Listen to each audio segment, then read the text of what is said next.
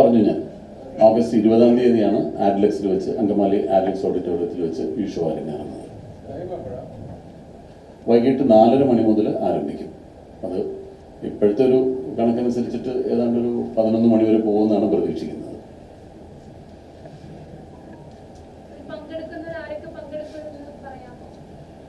കൃത്യമായ ലിസ്റ്റ് പറഞ്ഞാൽ ഞാനിപ്പോൾ എല്ലാവരുടെയും പേര് ഓർത്ത് പറയാനായിട്ടിപ്പോൾ മമ്മൂട്ടി, മോഹൻലാൽ തുടങ്ങി ഇങ്ങ് വന്ന് ഞാൻ വരെയുള്ള ആളുകളുണ്ടാകും.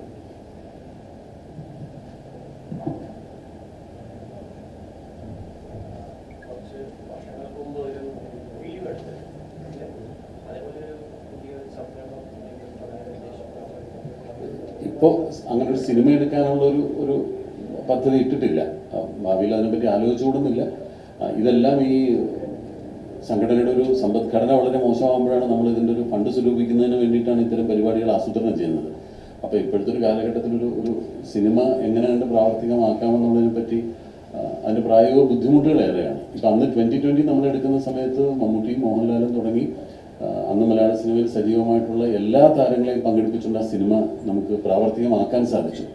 ഇന്നിപ്പോൾ അതിന് ഒരുപാട് ബുദ്ധിമുട്ടുകളുണ്ട്. പലരും പല സിനിമകളുമായിട്ട് എൻഗേജ്ഡാണ്. അപ്പോൾ ഇത്രയും ആളുകളെ കൂടെ പങ്കെടുപ്പിച്ചിട്ട് അങ്ങനത്തെ ഒരു സ്ക്രിപ്റ്റ് ഉണ്ടാക്കുക, അങ്ങനെ ഒരു കഥ രൂപപ്പെട്ടു വരിക, അങ്ങനെ ഒരു സിനിമ മെറ്റീരിയലൈസ് ചെയ്ത് എടുക്കുക എന്ന് പറയുന്നത് പ്രായോഗികമായിട്ട് കുറച്ച് ബുദ്ധിമുട്ടുള്ളൊരു കാര്യമാണ്. അപ്പോൾ അതുകൊണ്ട് ഞങ്ങൾ ഇപ്പോൾ ആലോചിക്കുന്നത്, ഈ ഷോ കൂടാതെ നമ്മൾ ആലോചിക്കുന്ന ഒരു വെബ് സീരീസോ അതല്ലെങ്കിൽ സാധാരണ സിനിമകൾ പോലെ കുറച്ച് താരങ്ങളെ ഒരു സെൻട്രൽ ക്യാരക്ടറായിട്ടൊരു മെയിൻ ഹീറോ അല്ലെങ്കിൽ 1-2 ഹീറോസിനെ മാത്രം ഫോക്കസ് ചെയ്തിട്ടുള്ള ചെറിയ സിനിമകളെ കുറിച്ചുള്ള ആലോചനകളുണ്ട്. അതിനുള്ള സ്ക്രിപ്റ്റുകളൊക്കെ നമ്മൾ ക്ഷണിച്ചിട്ടുണ്ട്. അപ്പോൾ അത്തരമൊരു പ്രോജക്റ്റിലേക്ക് ചിലപ്പോൾ പോയെന്നിരിക്കാം. അല്ലാതെ 2020 പോലെ ഒരു മെഗാ പ്രോജക്റ്റിലേക്ക് പോകാനുള്ള പ്രായോഗിക ബുദ്ധിമുട്ടുകൾ ഏറെയാണ്.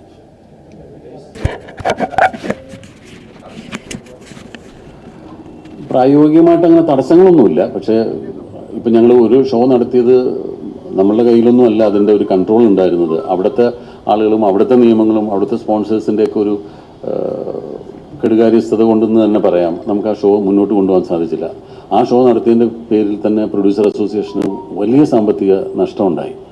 നമുക്ക് വ്യക്തമായിട്ട് പറയാമല്ലോ. കാരണം ഞങ്ങളൊക്കെ ഫ്ലൈറ്റിലൊക്കെ അങ്ങോട്ട് കൊണ്ടുപോയിട്ട് തിരിച്ചിങ്ങോട്ട് കൊണ്ടുവരാനായിട്ട് പ്രൊഡ്യൂസർ അസോസിയേഷൻ തന്നെയാണ് പൈസ മുടക്കി ഞങ്ങളുടെ എല്ലാം ടിക്കറ്റ് ഏർപ്പാടാക്കി തരികയും അത് രാത്രിക്ക് രാത്രി തന്നെ എല്ലാവരെയും അവർ തിരിച്ച് നാട്ടിലെത്തിക്കാനൊക്കെ ഒരുപാട് ബുദ്ധിമുട്ടുകയൊക്കെ ചെയ്തിട്ടുണ്ടായിരുന്നു. അപ്പോൾ അതുകൊണ്ട് ഞങ്ങൾക്കൊരു ഭയമുണ്ട്. ഒരു വ്യക്തി അല്ലെങ്കിൽ അവിടുത്തെ ഉള്ളൊരു പ്രസ്ഥാനത്തെ വിശ്വസിച്ചുകൊണ്ട് ഇവിടെ നിന്ന് ഇത്രയും ഈ നടീനടന്മാരെയും ബാക്കി സാങ്കേതിക പ്രവർത്തകരെ എല്ലാം അവിടെ കൊണ്ടുപോയിട്ട് അവിടെ ഒരു ഷോ നടത്താൻ പറ്റാതെയൊക്കെ വന്നുള്ള ബുദ്ധിമുട്ടുകളെ കുറിച്ചുള്ളൊരു ഭയം കാരണം ഒരു വിദേശത്തൊരു ഷോ നടത്തുന്നതിനെ പറ്റി ഞങ്ങൾ ഇനി 1 അല്ല 2 അല്ല 3 4 വട്ടം ആലോചിച്ചതിന് ശേഷമേ ഒരു തീരുമാനം എടുക്കുകയുള്ളൂ.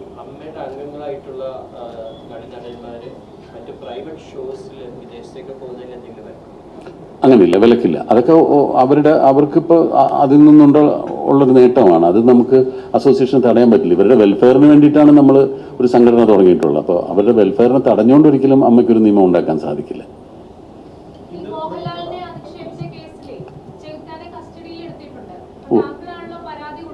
അതെ, അത് കുറച്ച് കാലങ്ങളായിട്ട് ഞങ്ങളുടെ സിനിമയിലെ നടീനടന്മാരെ പല രീതിയിൽ അധിക്ഷേപിക്കുകയും അല്ലെങ്കിൽ സിനിമയെ തന്നെ പല രീതിയിൽ അധിക്ഷേപിച്ചുകൊണ്ട് ഒരുപാട് യൂട്യൂബർമാരെന്ന് പറയുന്ന ആളുകൾ ഒരു വ്യക്തമായ ഒരു അഡ്രസ്സോ അല്ലെങ്കിൽ വ്യക്തമായ ഒരു ചാനലോ അങ്ങനെ ഒന്നും ഇല്ലാതെ വെറും ഒരു വ്യക്തി വന്നിട്ട് ഞങ്ങളെ വ്യക്തിപരമായി അധിക്ഷേപിക്കുന്ന ഒരു പ്രവണത കഴിഞ്ഞ കുറച്ച് കാലങ്ങളായിട്ട് സിനിമയിലെ നടീനടന്മാർ അനുഭവിക്കുന്നുണ്ട്. അപ്പോൾ ഇതിന് നമുക്ക് ആരെങ്കിലും ചോദിക്കാൻ വേണം. ഇതിന് രാജ്യത്ത് നിയമമുണ്ട്. അപ്പം നമ്മളതിന് ഇപ്പോഴാണ് അതിനൊരു നിയമപരമായ ഒരു നടപടി സ്വീകരിക്കണമെന്ന് പറഞ്ഞിട്ട് നമ്മളൊരു പോലീസിൽ പരാതി കൊടുക്കുകയും അതിപ്പോൾ ഒരാളെ ഇന്നലെ അറസ്റ്റ് ചെയ്തിട്ടുണ്ട്. ഇതിന് മുമ്പ് ഒരാളെ പോലീസ് സ്റ്റേഷനിൽ വിളിച്ചു വരുത്തിയിട്ട് അയാളുടെ നിന്ന് എഴുതി വാങ്ങിയിട്ടുണ്ട്. ഇനിമേൽ അയാളുടെ ഭാഗത്ത് നിന്ന് ഇങ്ങനൊരു പ്രവൃത്തി ഉണ്ടാവില്ല, ഉണ്ടായാൽ തീർച്ചയായിട്ടും കേസ് ചാർജ് ചെയ്യുമെന്ന രീതിയിൽ പോലീസ് ഇടപെട്ടിട്ടുണ്ട്. ഇതിപ്പോൾ ആർക്കും ആരെയും എന്തും പറയാമെന്നുള്ള രീതിയിലേക്ക് ആ ഒരു മേഖല നീങ്ങിക്കൊണ്ടിരിക്കുകയാണ്. ഇപ്പം നമ്മളെ സംബന്ധിച്ചിടത്തോളം 1947 ഓഗസ്റ്റ് 15-ാം തീയതി നമുക്ക് സ്വാതന്ത്ര്യം കിട്ടി. ശരിയാണ്, നമുക്ക് സ്വാതന്ത്ര്യമുണ്ട്. സ്വാതന്ത്ര്യം നമുക്കൊരാളെ അധിക്ഷേപിക്കാനുള്ള സ്വാതന്ത്ര്യമില്ല. മറ്റൊരാളെ കയ്യേറ്റം ചെയ്യാനുള്ള സ്വാതന്ത്ര്യം നമുക്കില്ല. ആരെയും എന്തും പറയാമെന്നുള്ള സ്വാതന്ത്ര്യം നമുക്കില്ല. നമുക്ക് ലിബർട്ടിയാണുള്ളത്. റെഗുലേറ്റഡ് ഫ്രീഡം എന്നാണ് പറയുന്നത്. ലിബർട്ടി. നമ്മുടെ ഫ്രീഡത്തിനും ഒരു റെഗുലേഷനുണ്ട്.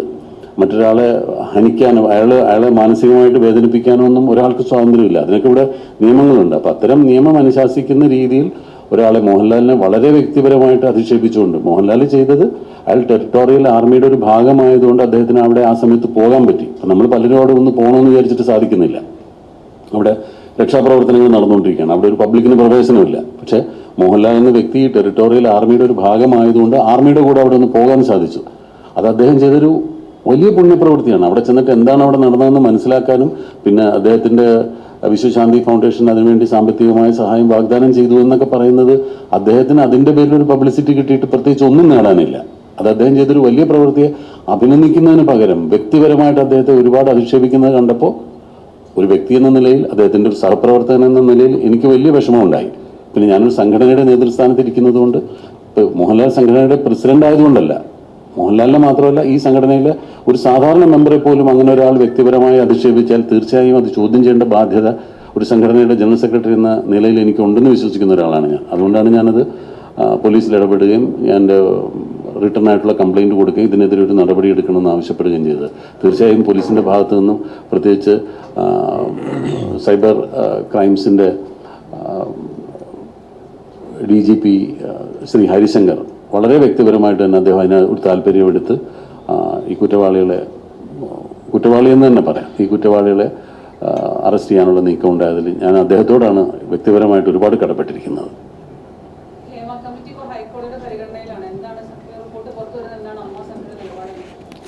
അത് അമ്മ സംഘടനയായിട്ടൊരു ബന്ധമുള്ള കാര്യമല്ല. അത് സിനിമ മേഖലയിലെ സ്ത്രീകൾ അനുഭവിക്കുന്ന ബുദ്ധിമുട്ടുകളെ പറ്റി അറിയാൻ വേണ്ടിയിട്ട് സർക്കാർ നിയോഗിച്ചൊരു കമ്മിറ്റിയാണ് ഹേമ കമ്മിറ്റി. അപ്പോൾ അവർ സിനിമാ മേഖലയിലെ വിവിധ ഭാഗത്തുള്ള ആളുകളെ വിളിച്ച് അവരുടെ ബുദ്ധിമുട്ടുകൾ എന്താണെന്നും സ്ത്രീകൾ അനുഭവിക്കുന്ന ബുദ്ധിമുട്ടുകൾ എന്താണെന്നൊക്കെ ഉള്ളതിനെ പറ്റിയിട്ട് അന്വേഷണം നടത്തുകയും ഹേമ കമ്മിറ്റി ഒരു റിപ്പോർട്ട് സർക്കാരിൻ്റെ മുമ്പാകെ സമർപ്പിക്കുകയും ചെയ്തു. അതിൻ്റെ അടിസ്ഥാനത്തിൽ സർക്കാർ ചില തീരുമാനങ്ങൾ എടുക്കുകയും അങ്ങനെയാണ് ICC എന്ന് പറയുന്ന ഒരു ഇന്റേണൽ കംപ്ലയിൻറ്റ് കമ്മിറ്റി രൂപീകരിക്കണം എന്നൊക്കെയുള്ള തീരുമാനങ്ങൾ വന്നത്. അപ്പോൾ ആ കമ്മിറ്റിയുടെ റിപ്പോർട്ട് എന്താണെന്ന് ഉള്ളതിനെ പറ്റി നമ്മളതിനെ അന്വേഷിക്കാൻ പോയിട്ടില്ല. കാരണം അത് സർക്കാർ നിയമിച്ച ഒരു കമ്മിറ്റി ഒരു റിപ്പോർട്ട് സർക്കാരിന് കൊടുത്താണ്. അത് പുറത്തുവിടണോ വേണ്ടോ എന്നൊക്കെ സർക്കാരാണ് തീരുമാനിക്കേണ്ടത്. അതിങ്ങനെ പൊതു താല്പര്യ ഹർജി അതിൻ്റെ പേരിൽ വന്നതിൽ ആണ് കോടതിയിൽ അങ്ങനെ ഒരു മൂവ്മെൻ്റ് ഉണ്ടായിട്ടുള്ളത്. അതിൽ അമ്മയ്ക്ക് പ്രത്യേകിച്ച് അതിനകത്തൊരു പങ്കില്ല. അത് പുറത്തു വിടണ്ടേന്ന് പറയേണ്ട അഭിപ്രായം പറയേണ്ട ഒരു കാര്യവും അമ്മയ്ക്കില്ല. അത് പുറത്തു വിട്ടാൽ പുറത്തു വിടും, പുറത്തു വിട്ടില്ലെങ്കിൽ പുറത്തു വിട്ടില്ല. അത്രേ അതിനകത്ത് അമ്മയ്ക്കൊരു നിലപാടെടുക്കാൻ പറ്റും. കാരണം അമ്മ സംഘടനയെ സംബന്ധിക്കുന്ന ഒരു കാര്യമല്ല അത്. അതുകൊണ്ടാണ് പരാതിക്കാർ ഉന്നയിച്ച പരാതികൾ അത് ന്യായമായ പരാതികളാണെങ്കിൽ തീർച്ചയായും പരിഹരിക്കപ്പെടേണ്ടതാണ്. ഈ സിനിമയെ സംബന്ധിച്ചിടത്തോളം അതല്ലെങ്കിൽ അമ്മയെ സംബന്ധിച്ചിടത്തോളം നിരവധി പെൺകുട്ടികൾ അനുഭവിക്കുന്ന അല്ലെങ്കിൽ സിനിമാ മേഖലയിൽ ജോലി ചെയ്യുന്ന, അഭിനയ രംഗത്ത് മാത്രമല്ല അല്ലാതെ ജോലി ചെയ്യുന്ന സ്ത്രീകൾ അനുഭവിക്കുന്ന ബുദ്ധിമുട്ടുകൾക്ക് പോലും സംഘടനയുടെ ഭാഗത്തു നിന്നുള്ള ഇടപെടലുകൾ ഉണ്ടായിട്ടുണ്ട്. അത് വേണ്ട രീതിയിൽ പരിഹരിക്കപ്പെട്ടിട്ടുണ്ട്. അത് അമ്മ സംഘടന പ്രൊഡ്യൂസർ അസോസിയേഷൻ മാത്രം സംസാരിച്ചിട്ട് പല കാര്യങ്ങൾക്കും സൊല്യൂഷൻ കണ്ടെത്താൻ സാധിച്ചിട്ടുണ്ട്. അപ്പോൾ അതിൽ നമ്മൾ സർക്കാർ ഇടപെടണമെന്ന് ഞങ്ങളന്ന് ആവശ്യപ്പെട്ടിട്ടുണ്ടായിരുന്നില്ല. ഞങ്ങളുടെ ഒരു തൊഴിൽ മേഖലയിൽ മാത്രം സംഭവിക്കുന്ന ഒരു കാര്യമായതുകൊണ്ട് അതിന് കൃത്യമായ പരിഹാരം നമുക്ക് നേടിയെടുക്കാൻ അമ്മയും പ്രൊഡ്യൂസർ അസോസിയേഷനും കൂടെ ഇടപെട്ട് സാധിച്ചിട്ടുണ്ട്.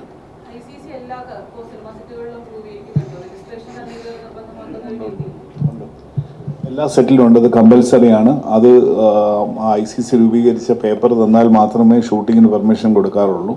പിന്നെ അതിനെക്കുറിച്ച് അന്വേഷണം നടത്തുന്നുണ്ട്. അതിന് ഒരു കമ്മിറ്റി തന്നെ ഉണ്ട് അത് അന്വേഷിക്കാനായിട്ട്. ഉണ്ട്, സിനിമയെ മോണിറ്റർ ചെയ്യുന്നുണ്ട്.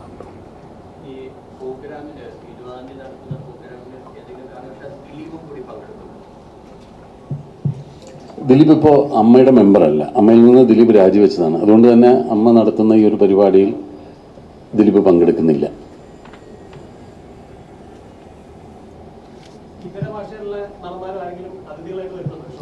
ഇല്ല, ഇതുവരെ നമുക്ക് പലരെയും നമ്മൾ സമീപിച്ചെങ്കിലും അവർക്കൊക്കെ വരാനുള്ള ചില ബുദ്ധിമുട്ടുകളുണ്ട്. ഇതേവരെ നമുക്ക് അന്യഭാഷയിലെ നടീനടന്മാരെ പങ്കെടുപ്പിക്കാൻ സാധിച്ചിട്ടില്ല.